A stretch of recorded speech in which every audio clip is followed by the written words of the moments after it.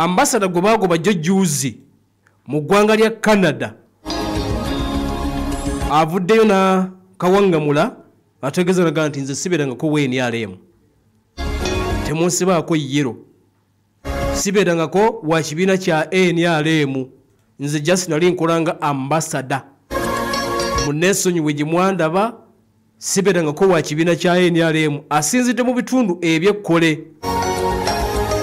n'ategeeza n'agamba nti nze ebyaddala bannange siberangako wa kibiina kya NRM just lwakuba nti nze nali nsavinganga ambassador eri nze ndi wa UPC mukitegedde nze ndi wa kibiina kya UPACHA. Joy Ruth Achenge agambye nti nedda bannange siri WNRM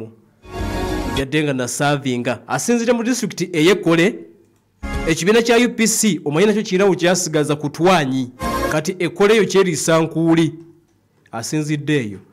abadde ne president w'ekibiina ekyo Jimmy Akena n'ategeeza nti akomyewo okulabika nti banyweza ekintu nga bo aba UPC era bambadde red omanyi nabo bambala red balinamu red yasinga obungi mu kala zaabwe n'abuuza ababaddewo mwemulaba ndi mu yero oba ono red nze ndi wa red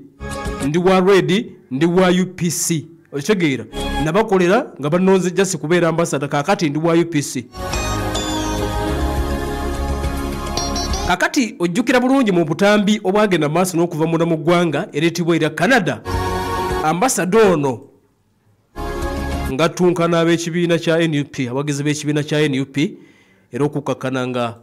gavumenti ya ggwanga ereetibwa erya Canada emugobye n'akomawo wano mubijjukira bulungi era yategeeza nti baali bamukolako effujjo kubanga yali awagira nnyo General Yoweri Kaguta Museveni n'ekibiina kya NRM kati kubiriwo amazukuleka nti addayo mu UPC ye ambassador Joy Ruth Achenge azeeyo waka mu kibiina kya UPC nga bigenda maaso n'okuleka nti bitambula obanga bwe tuberengera sawa ya kunoonya ogenda kunywerera akadde kano kenyini kakati ebyo mubitegedde tugenda genda ko mu minzaani